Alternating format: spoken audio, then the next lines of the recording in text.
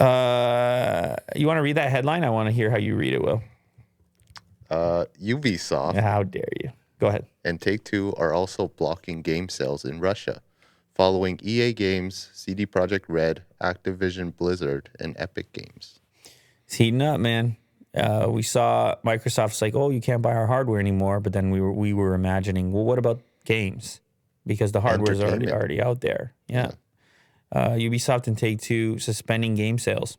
In an updated post on a blog, Ubisoft announced its decision to pause sales in Russia, citing the ongoing tragedy in Ukraine. The blog post itself doesn't go into detail about the ban, but includes both physical and digital copies of the game. So you have the games, you still play the games, but you can't get the games and presumably upcoming games. And this takes effect in both Russia and Belarus, by the way. That's one of the first times I've seen Belarus included. Here's a quote from Take-Two. We have watched recent events unfold in Ukraine with concern and sadness. That's from Take-Two's vice president.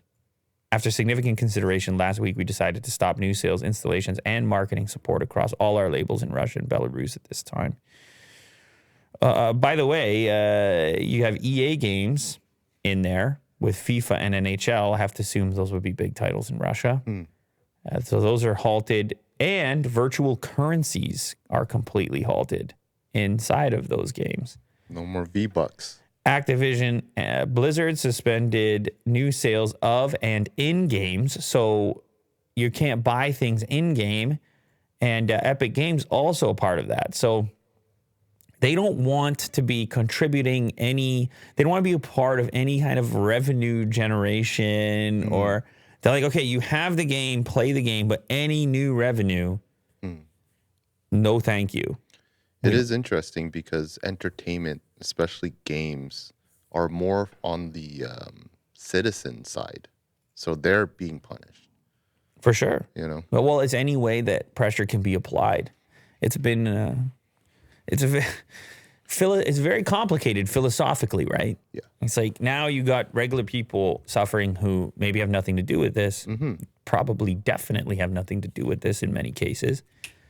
But you are looking for any application of pressure that is nonviolent. Any, right? Because violence is the last resort for the West to not want to incite or escalate or amplify the situation. So it's part of it is sanctions, which come via the government. And then part of it is this, what we're talking about here, is just private companies making up their own minds about how to contribute to that building pressure.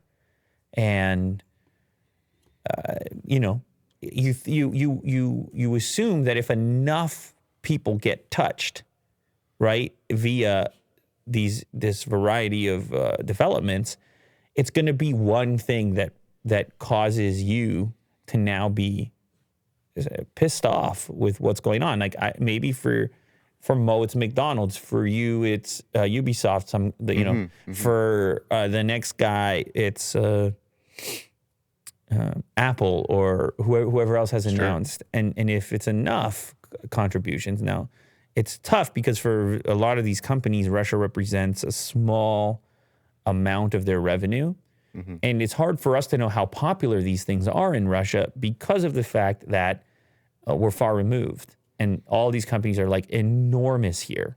And you can immediately imagine how this would affect you in your life. However, we don't, it's hard to know exactly how successful or embedded or important to culture these things are over there. Like that's why I think the significance of, say, FIFA or NHL, I know those are huge sports there. Right. So now I assume, okay, those titles probably matter. But I'd have to be looking at graphs and demographics and things like that to know where the biggest hits could take place. Yeah. It's why it's significant that for McDonald's, it's like 850 stores. Or you start to think about the prevalence of Coca-Cola. Like, is there some Russian equivalent cola which competes and is also wildly popular that people don't mind switching to? Or does it have to be the classic? Or if you're a guy like Moen, it's got to be Pepsi. That's the one that touched him. That's the one that touched him. And then all of a sudden he's yelling and screaming in the restaurant.